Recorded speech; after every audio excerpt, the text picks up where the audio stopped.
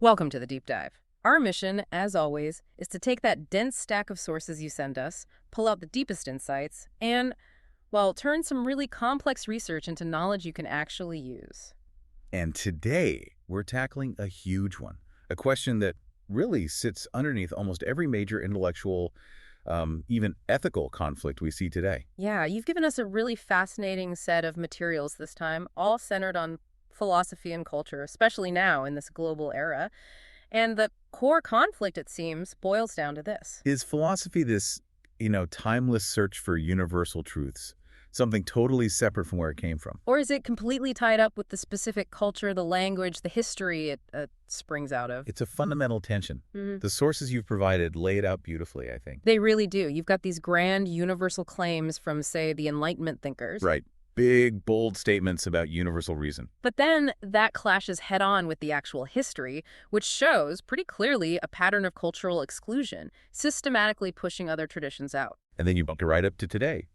The sources give us these modern case studies, bioethics in Africa, for instance. Or corporate behavior in Central America. Exactly. And in those cases, the local cultural context just completely shatters those abstract global rules sometimes. It really does. It's the ultimate intellectual challenge, isn't it? And like you said, it's not just academic theory. Not at all.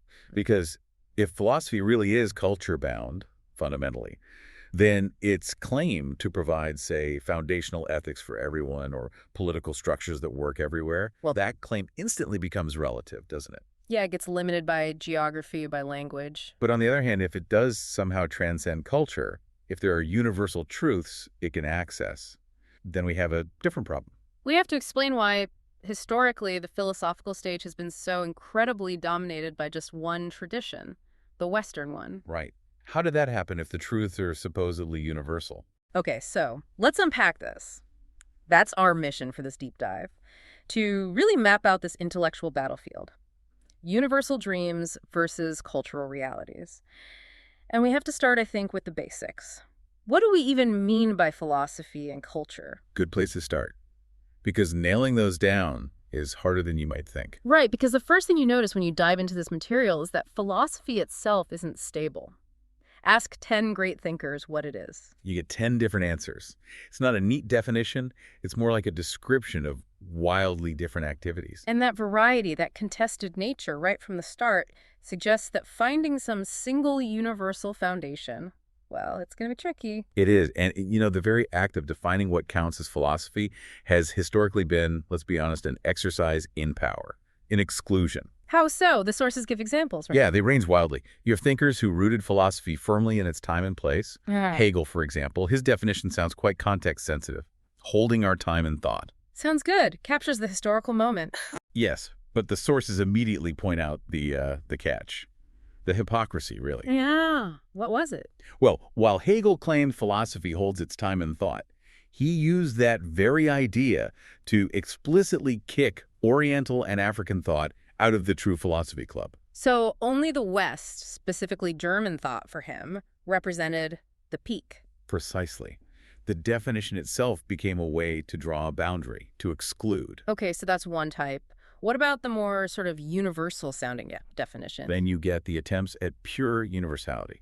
More structural or analytical definitions. Wilfrid Sellars gave that amazing, almost overwhelming one.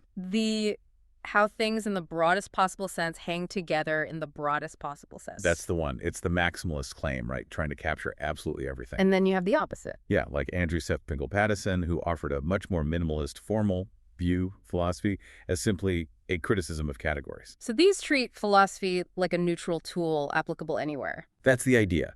But the sheer range of definitions, even just these few examples, shows it's less a clear category and more, well, a battleground over meaning. And that's before we even bring in other traditions properly. Exactly. Continental thinkers, non-Western thought, they offer radically different scopes, too.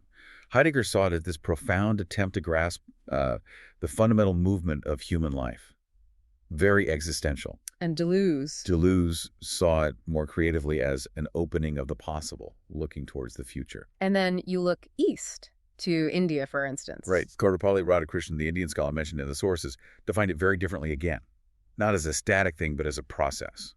A progressive discovery of reality. or a gradual passage from lower to higher, more concrete and definite conceptions. So what does this huge variety tell us overall? It tells us that philosophy is either, maybe an impossible pursuit defined mainly by who gets to decide what counts, or it's an intellectual activity so incredibly broad it risks meaning almost nothing specific at all. Either way, that ambiguity immediately undermines any simple claim to finding the universal, timeless truth right from the get-go. Okay, so philosophy is contested. To grasp the tension fully, we also need to get a handle on culture. It's another complex term, obviously.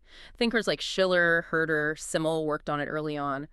How do the sources here define it, especially in relation to philosophy? Culture, in this context, is presented as the unity of ideas and beliefs. These aren't just abstract. They're present in a society's institutions, its practices. Together, they make up a system, a coherent way of life. So it's the whole framework, reflecting how a group thinks, what its goals are. Exactly. It's what provides meaning. It's the lens through which a group understands the world and their place in it. Okay, so you have these cultural frameworks, these ways of life. What happens when globalization crashes the party? When global consciousness enters the picture? Well, that's where things get really interesting and really tense. Globalization, as the sources describe it, creates this immediate, massive friction. How so? On one side, you have deepening interdependency, economic links, digital connections. We're all functionally tied together in ways unimaginable before. Right, the world feels smaller. But on the other side, that very interdependence triggers a huge backlash, a fear. Fear of what?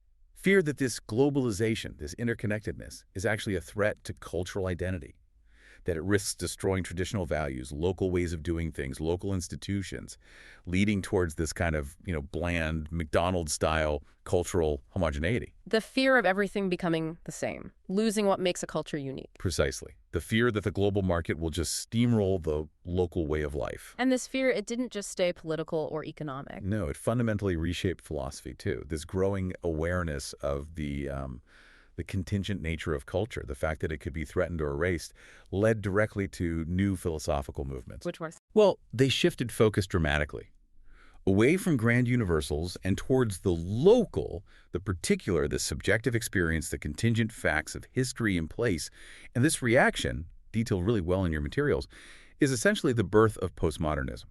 So postmodernism arises partly as an attempt to kind of rescue the particular, the culturally specific, from that universalizing steamroller. That's a very good way to put it. It's a defense of diversity against a perceived monolithic threat. Okay, so to really get the force of that postmodern critique, we need to understand what it was pushing back against. You mention the subjective turn in modern philosophy starting around the 17th century. What did that involve? Right. So modern philosophy, think Descartes, Locke, Hume, Kant. It made this really crucial pivot. Before the 17th century, philosophy was often focused outward. Metaphysics. What is reality? What is the world really made of? Okay. After this subjective turn, the priority shifted. It became epistemology. How can we, the human subject, actually know reality? The focus moved inward to the mind, to psychology, to the structure of human reason itself. So less about what is out there and more about how do I know what's out there? Exactly. And the absolute peak, the most ambitious expression of this subjective turn and its claim to universality has to be the moral system of Immanuel Kant. Kant. Always comes back to Kant. He's unavoidable here. His moral philosophy is the pinnacle of this modern universalism. He was searching for a moral law that wasn't just true, but objectively true, absolutely true, and crucially, a priori. Meaning known before or independent of experience. Precisely. He believed this moral law was recognized and enacted by reason alone. It didn't come from our senses. It didn't depend on the consequences of our actions. It didn't come from God or any external lawgiver. And critically for our discussion, it didn't depend on cultural context or tradition either. Not one bit. In Kant's view, the moral law was like this transcendental mechanism, built into rationality itself, available to any and all rational beings, anywhere, anytime. Pure universal reason. Okay, so that's the claim. Philosophy, especially ethics, can operate completely independently of the cultural language and history it happens to be discovered within. But the postmodernists looked at that and said, what? They said basically no way. They saw that claim not just as wrong, but as the very root of Western intellectual imperialism. How so? Well, postmodernism, Lyotard famously called it an incredulity towards meta-narratives. Okay, meta-narratives. Exactly. Grand, overarching stories that claim to explain everything, like the story of universal reason or progress or liberation. Postmodernism is deeply anti-foundationalist. It rejects the whole idea of a single objective reality that our reason can just tap into universally. So it's anti-realist, anti-essentialist. Yes. Thinkers like Foucault or Richard Rorty later on argued that what we call truth or knowledge isn't some reflection of reality. It's actually a product of language, of history, of social power dynamics within a particular context. Wow. Okay, so if they reject the idea that truth is about matching reality, how do they redefine concepts like truth and objectivity? They redefine them radically, contextually. For someone like Rorty, objectivity doesn't mean your theory mirrors the world accurately. It just means, well, it means it's been chosen by a consensus of rational people talking about it within a specific community or practice after a lot of argument. So objectivity is just agreement among peers. Pretty much. Huh. In truth, following from that is simply the outcome of the widest possible agreement we can reach right now within our current social practices and language games. It's what works for us, what we currently agree on. Which implies if you change the culture, change the historical context, change the language, The truth itself can change. Exactly. So in this postmodern view, philosophy absolutely does not transcend culture. It emerges entirely from culture. It's a cultural product through and through. Right. But the sources point out a big problem with this, don't they? Especially in ethics. This idea that truth is purely contextual.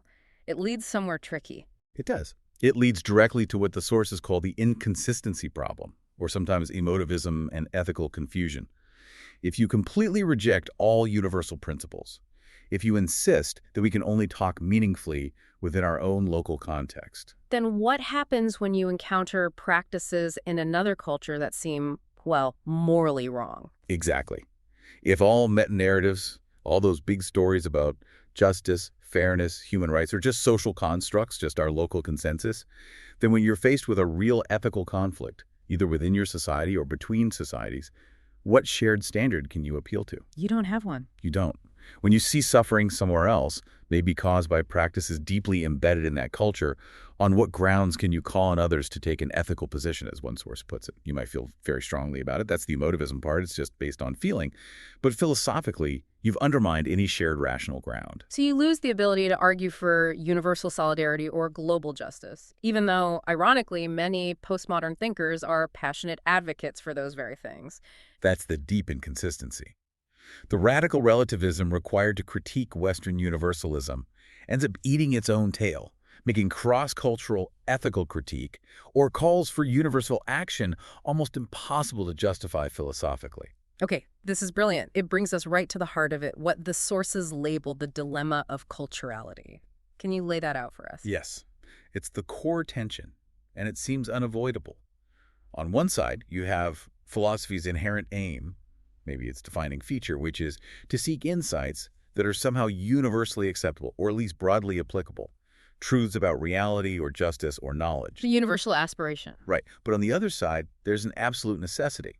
Philosophy, even when it's trying to grasp the most abstract universal truths, has to express those ideas using symbolic systems. Language. Language, yes, but also metaphor, religious concepts, legal frameworks, scientific models, all the tools we use to think and communicate. Mm. And where do these symbolic systems come from? They develop within particular cultures at particular times in history. Exactly. They are soaked in the assumptions, the biases, the history of the culture that created them. So if you try to take the language, the symbols, out of the philosophy, the philosophy just vanishes. It doesn't exist outside of a medium. So every philosophical idea comes packaged with the hidden baggage of its cultural origins. That's the dilemma. Every insight carries the DNA of the symbolic system it was born in. Okay, so if every language, every symbolic system carries these hidden assumptions that might make an idea seem obvious in one context, like, say, radical individual autonomy in modern English. And almost nonsensical or deeply problematic in another, perhaps a strongly communal African language. Then what's the solution? How do you escape this trap? The sources are pretty clear on this. The only way forward is through intercultural polylogues. Constant, genuine dialogue across these different symbolic systems. Why dialogue? Just to understand each other. It's more than understanding. It's required for verification. If you think your philosophical insight is truly universal, the only way to test that claim is to see if it resonates, if it makes sense, if it can be translated and debated meaningfully within fundamentally different cultural and linguistic frameworks. And if you fail to do that, if you just stay within your own tradition, You inevitably fall into what the sources call cultural centrism. Thinking your way is the only way, or the best way. and there are different kinds of this centrism. Yes, two main forms are identified. The first is separative centrism. That's basically saying, okay, our philosophy works for us and your philosophy works for you, and let's just keep them separate. It's a kind of intellectual apartheid, maintaining difference by refusing engagement. And the second. The second is universalizing centrism. This one is far more common and arguably more dangerous historically. It's when one culture takes its own particular values, its own philosophical framework, and projects it onto everybody else, assuming its local truth is the universal truth.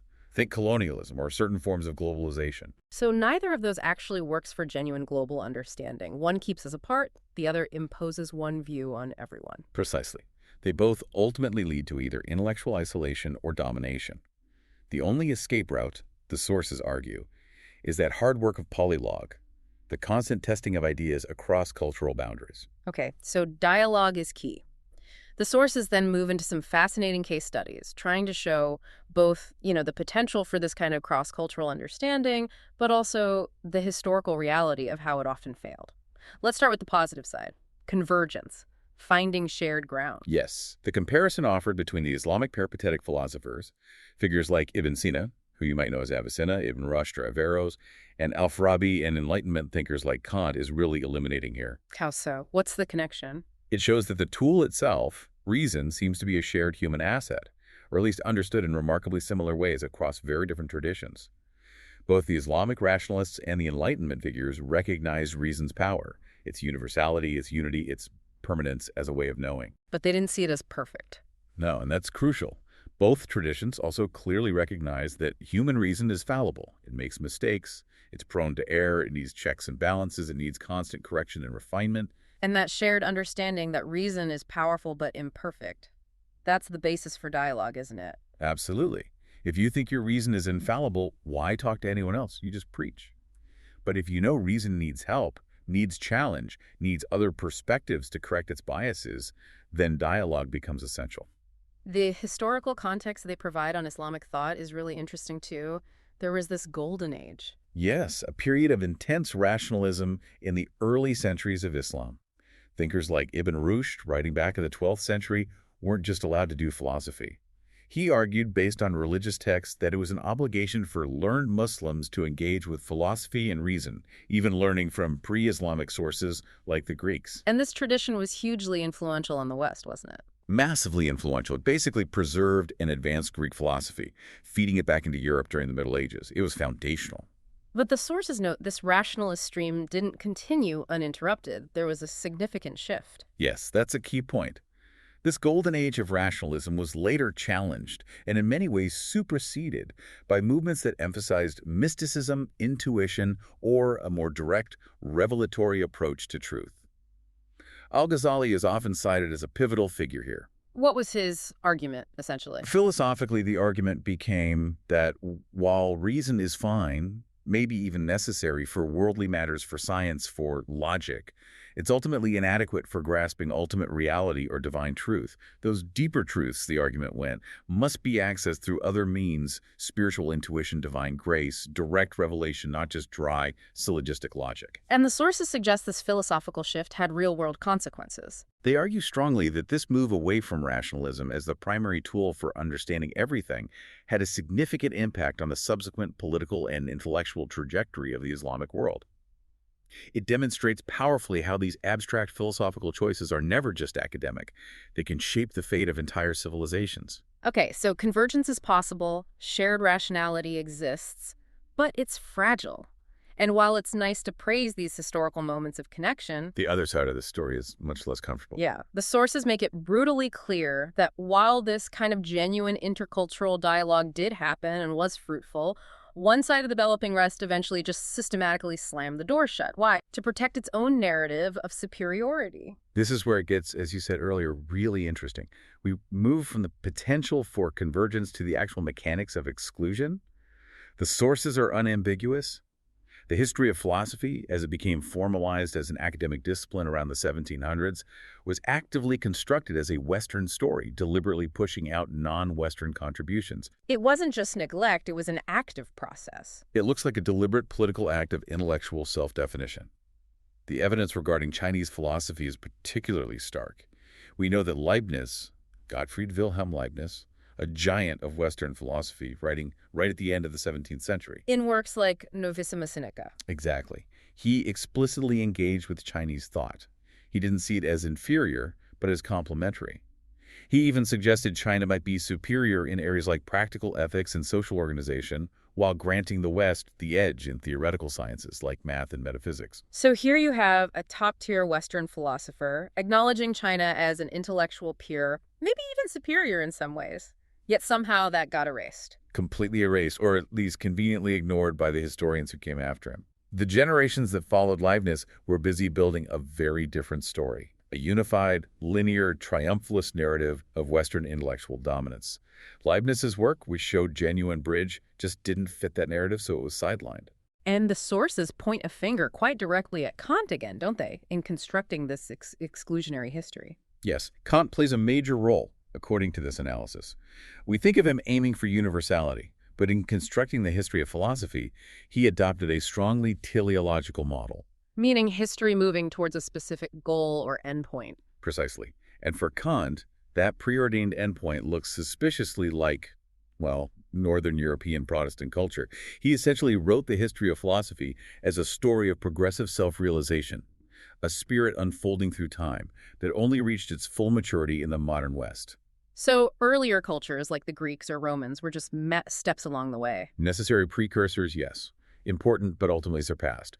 And non-Western cultures, they're either dismissed as lesser forms, stuck at an earlier stage of development, or in the case of Africa, Just ignored altogether. completely ignored, dismissed as the Dark Continent, a place outside of world history where nothing philosophically significant could possibly have happened. So the philosophical canon, as it was established in the 18th and 19th centuries, wasn't neutral. It was designed, consciously or unconsciously, to be Eurocentric, often racist, and certainly triumphalist. It actively constructed philosophy as the unique achievement and property of the West. That wasn't an accident then, it was foundational. It was a foundational, intellectual, and political construction, according to these sources. Okay, so given that history of exclusion, it makes perfect sense why modern philosophical movements in places outside the West are so focused on self-awareness, on establishing their own distinct traditions, on showing that philosophy can and does emerge from their culture too. It's about reclaiming that intellectual space. Absolutely. The sources point out that the birth of any major philosophical wave seems to require this moment of intense self-awareness, this internal reckoning. Think of Descartes doubting everything, or Bacon calling for new methods, or Locke examining the mind, or Kant critiquing reason itself in the West. They had to define their own project. And we see that happening elsewhere now. Yes. The example given is Vietnam, where researchers are engaged in exactly this kind of process. It's not just about translating Western philosophy, it's about clarifying the unique features of Vietnamese thought itself. Looking at local concepts. Right. Issues like the traditional relationship between heaven and man, or their specific understanding of the mind-heart and its connection to the world. They're trying to I think it provides a really useful framework here, I think. He argues, yes, philosophy definitely emerges from culture. It expresses a culture's deepest values, its ideals, its way of seeing the world. It can't escape those roots. There's a but, right? There's a crucial but. Yeah. Because philosophy is also a fundamentally rational enterprise, Evtinka argues, it can and it must use that reason to critically examine its own cultural origins and strive to go beyond the purely particular, the purely local. So it starts local, but it has to aim for something broader, potentially universal, using reason as the tool. That's the idea. It acknowledges the cultural embeddedness without being trapped by it. And this idea connects to other traditions, too. Yes. The sources bring in Indian darshana as another example. Indian philosophy strongly emphasizes that philosophy isn't just abstract thought. It has to stem from and ultimately lead back to practical experience. It must have a real-world orientation. Knowledge without action is a burden. Exactly. That's a quote highlighted. Knowledge that doesn't translate into how you live is seen as useless, even burdensome. This is a powerful challenge, isn't it, to any Western philosophical tradition that might become purely theoretical, detached from lived experience. It demands practicality. Okay, so we have this tension. Philosophy born from culture, but aiming beyond it. The need for dialogue, the history of exclusion, and the demand for practical relevance. Now, the sources shift to show what happens when these abstract philosophical differences collide in the real world, especially in our globalized era. The bioethics case study is incredibly powerful. It really brings the conflict into sharp focus. Let's contrast the two approaches laid out. Start with Western bioethics. What are its core principles, according to the sources? It's fundamentally built on pillars like individual autonomy, the patient's right to decide for themselves, informed consent, they have to understand and agree to treatment, and strict confidentiality, the doctor protects the patient's private information. And the doctor's primary duty is to the individual patient. Yes, what the sources call role morality. The healthcare provider's professional duty is to protect the individual patient's interests, sometimes even if that conflicts with what others might see as the common good or the interests of the family or community. The individual is sovereign in this model. Okay. Now contrast that sharply with the African values described. It's almost a mirror image in some ways. The sources emphasize that in many African worldviews, the person is understood fundamentally as a person in relationship. They are part of a group, a community. Think of concepts like Ubuntu, I am because we are. They aren't seen as an isolated, atomistic individual first and foremost. And how does that impact medical decisions? It means medical decisions often aren't just an individual matter. They frequently become a family issue or even a communal issue. Why? Because an individual's health and well-being are seen as completely intertwined with and dependent on the health, harmony, and well-being of the whole group, the whole society. So the sources use the HIV/AIDS crisis to show how these two systems, Western individualism versus African communitarianism, can become practically incompatible. Yes, the clash is immediate and often painful. Take the principle of strict confidentiality around an HIV diagnosis. In the Western model, that's paramount to protect the individual from stigma and discrimination. But in some African contexts, In contexts like the Oromo Society in Ethiopia, mentioned specifically, core values revolve around communal harmony, peace, and shared health. Hiding a potentially devastating infectious disease like HIV runs directly counter to the families and community's fundamental need for health, information, and maintaining those harmonious relationships. so keeping it secret actually violates a core communal value. It can be seen that way. The Western emphasis on individual privacy, even if it means sexual partners or unborn children might be put at risk, or the family unit fractured by secrecy, just doesn't align with a reality where communal survival and well-being are paramount. It creates an impossible dilemma for doctors working there. A profound moral dilemma, daily. They're caught between the individual patient's very real fear of disclosure stigma is often brutal, and the family's or community's legitimate need for information to protect others, to offer support, to maintain the social fabric. The purely individualistic ethical framework, prioritizing autonomy above all else, simply doesn't offer adequate guidance when the group's well-being is so fundamentally at stake. Wow. And this isn't just in hospitals, is it? This tension, this clash of values driven by globalization extends right into the world of economics. Absolutely. The sources argue that globalization, often spearheaded by multinational corporations, MNCs, does generate wealth, yes, but it frequently does so by imposing one particular set of cultural values, often focused on profit maximization, competition, individual accumulation onto societies with very different traditional values. And the risk is that local values get pushed aside. Yes. There's a concern about invisible transparent influences, as one source calls them. These are the subtle ways that global economic forces can shift people's mental models, changing how they think about success, community, obligation, often pushing towards materialism and self-interest over traditional communal ties or non-economic values. The H.B. Fuller case in Honduras is used as a really stark example of this, focusing on what the sources call nonprofit externalities. What does that term mean using that specific case? Right. H.B. Fuller, a U.S. company, set up a plant in Honduras making adhesives, including a glue called Resistal. This brought jobs, economic activity, the standard pros of foreign investment. But Resistal contained toluene, a highly addictive solvent if inhaled. The company, crucially, failed to implement any significant educational program about the dangers, the health hazards, the addictive potential, especially for young people in the context of poverty. They just sold the product. They sold product, met the basic legal requirements, but completely ignored the foreseeable social consequences in that specific cultural and economic context. And a result. Predictably tragic. Widespread solvent abuse, particularly among impoverished street children, leading to severe brain damage, illness, addiction, and immense social disruption. The company counted its profits, but the nonprofit externalities, the devastating costs imposed on the community's health, on families, on the future of those children, were completely off their balance sheet, ignored. They fulfilled the letter of the law, perhaps, but failed morally. That's the argument. They failed the moral requirement of operating as a guest in another culture. So what is that moral requirement, according to the sources, for companies operating internationally?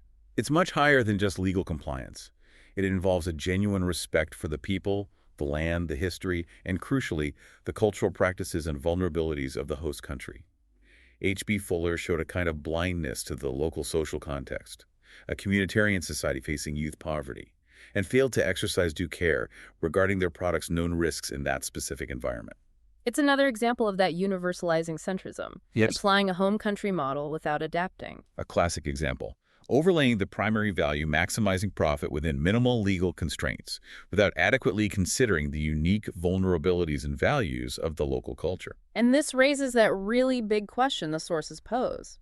Can these Western-style economic growth models really be implemented in a diverse cultural contexts without fundamentally compromising or eroding the local values that people cherish?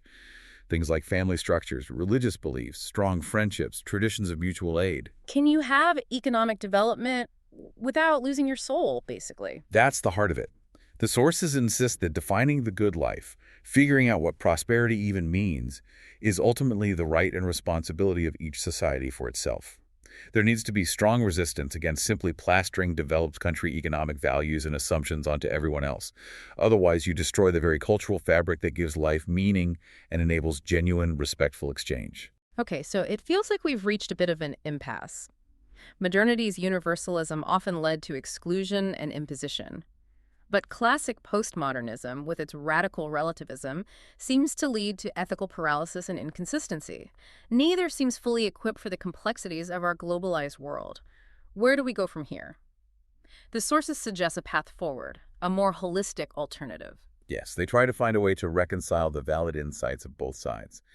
This is where Waryuth Srawarakul's concept of holistic postmodernism comes in, as mentioned in your materials. Holistic postmodernism, what's the core idea? It's designed specifically to move beyond the rigid either-or logic that tends to dominate Western thought. Either absolute universal truth or complete cultural relativity. Either everything is the same or everything is irreconcilably different. That either forces you to pick a side and, as one source put it, throw the baby out with the bathwater. Exactly. Whichever side you choose, you lose something valuable from the other side. Holistic postmodernism tries to break that deadlock. It draws inspiration, often from non-Western traditions like Buddhism, to employ more of a both-and logic. Both and? How does that work here? It means we can fully acknowledge and even celebrate the radical diversity of human cultures and their unique ways of making meaning. And simultaneously, we can still search for and potentially find genuinely universal insights or shared values that can be verified across cultures through dialogue. So it holds unity and diversity together in tension, rather than making them mutually exclusive. Precisely. The goal is a philosophical model that can actually harmonize diversity, respect particularity, while also allowing us to find common ground, to establish a common cause to tackle the huge global challenges, climate change, pandemics, inequality that affect us all. It wants to keep the universal ambition of modernity, but shed the cultural arrogance and exclusion. Okay, that's a promising framework. Beyond the framework, do the sources offer any specific content for this potential universal ground? A specific ethical principle that might cross cultural boundaries? Yes, there's a very powerful suggestion from Vasil Glitchman, distinguishing between two kinds of humanity. Two kinds. First, he talks about humanity as a natural biological quality. This is the instinct we share with many higher mammals. Protect yourself, protect your immediate kin, your tribe. It's about survival, gene propagation. Natural selection favors it. Okay, basic survival instinct. What's the second kind? The second kind is humanity as a uniquely human moral quality. And what defines this, according to Gletschman, it's conduct toward strangers. How we treat people outside our immediate circle. Exactly. The protection and maintenance of the life and dignity of people who are not our kin, who are not part of our immediate group, who offer no obvious reciprocal benefit.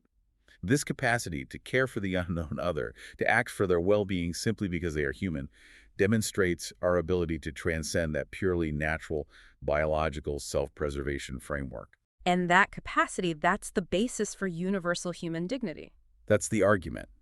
It's a universal potential rooted not in abstract reason alone, but in a demonstrable moral capacity for empathy and action beyond the purely tribal or self-interested. This sounds much more grounded, more practical than something like Kant's abstract categorical imperative.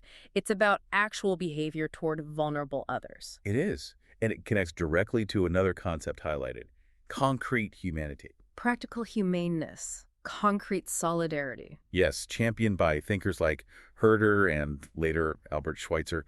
This is an ethics focused on the concrete situation, on the real needs of real people in front of you, rather than just rigidly applying abstract general rules. Can you give an example? A classic dilemma. If the abstract rule says never lie, but telling a lie in this specific situation would save an innocent person's life from persecutors, concrete humanity would prioritize saving the life. So it judges the morality based on the concrete outcome and the human needs in that specific moment, not just adherence to the letter of the law. Precisely. It demands context-sensitive judgment aimed at practical well-being. The motto that emerges, which the sources suggest is vital for our globalized age, is In dubio pro humanitate concretasi practica atque tolerantia. Which means? When in doubt, favor concrete and practical humaneness and tolerance. Prioritize the real, suffering human being in the situation over the abstract rule and lean towards tolerance when faced with difference. And globalization, ironically, makes this concrete humaneness more necessary than ever. Yes, because globalization, through media and economic ties, has effectively created functional neighbors out of people who are geographically distant but whose suffering we witness, whose products we consume, whose environment our actions affect. We can't claim ignorance anymore. We can't. Their suffering becomes concrete to us, even if they're thousands of miles away. This imposes new ethical responsibilities, especially on the privileged. It forces us to redefine what concreteness means, what dependence means. We are functionally adjacent to suffering almost everywhere now, and that demands an ethical response rooted in this kind of practical, concrete solidarity, not just abstract principles. Okay, so pulling it all together, the ultimate goal seems to be a model of philosophy that acknowledges its birth within a specific culture. Yes, fully aware of its roots and biases. But then uses reason, dialogue, and this principle of practical humaneness to reach beyond the purely local in particular. Striving for those verifiable, broadly applicable insights that modernity always aimed for. But failed to achieve inclusively because it denied or excluded other cultural starting points. Exactly. It's a synthetic model. It aligns, as one source notes, with a form of philosophical idealism, not in the sense of denying reality, but in the belief that all cultures possess the capacity to reason towards shared ideals and understanding. This provides the needed assurance, the philosophical basis, for believing that diverse cultures can actually form a common cause, draw on all their varied resources, and tackle the massive global challenges we face together in a pluralistic world, without demanding everyone become the same. #outro. So where does this leave us? What does this all mean for you, listening? I think this deep dive really shows that this whole debate about universalism versus cultural context in philosophy, it's not just some, dusty academic squabble. No, it has incredibly practical consequences. It really dictates how we approach real-world moral governance. Think about the clash we discussed. Western bioethics prioritizing absolute individual autonomy versus African communitarian values emphasizing family and group health. Or the conflict between global corporations maximizing shareholder value and the need to protect local cultural integrity and well-being in developing countries. Right. Which philosophical foundation you lean towards, individualistic or communitarian, universal rule or concrete context, directly shapes how you think those conflicts should be resolved. The stakes are incredibly high. And we also uncovered that uncomfortable but important historical truth. The Western philosophical canon wasn't just some natural, organic development, it was actively constructed. often through political will, using these triumphalist, sometimes frankly racist, narratives that deliberately excluded or minimized incredibly rich traditions, like Chinese philosophy or the diverse philosophies of Africa. So the path forward, it seems, isn't simply rejecting the West wholesale. That leads back to that separative centrism. No, it's about demanding a philosophy from all traditions that is deeply critically conscious of its own cultural roots, its own historical baggage. While still holding on to that aspiration for universal or at least widely verifiable insights. But knowing those insights can only be validated through real, persistent, often difficult intercultural dialogue, not through imposition. Well said. Which brings us, finally, to our provocative thought for you to take away and mull over. We've heard that critical thinking is vital today, right, in this flood of information. Absolutely essential. But if, as these sources compellingly argue, our very standards of rationality, the way we build arguments, the evidence we find convincing, if all that reflects our specific cultural histories and our symbolic systems, then the question becomes, what specific philosophical proofs, what arguments, what scientific or ethical conclusions that you currently accept as obviously true might suddenly seem shaky or even fail completely when you try to hold them up against the fundamentally different logic or symbolic system of another cultural tradition? think about trying to justify a core Western belief using the framework of, say, Indian darshana, which, as we heard, demands practical experience as its ultimate validation, not just abstract logic. What are the inherent, maybe invisible, limits of your own rationality, shaped as it is by your own cultural context? Where might your obvious truths break down? Something to definitely think about until our next deep dive. Indeed. We'll see you next time.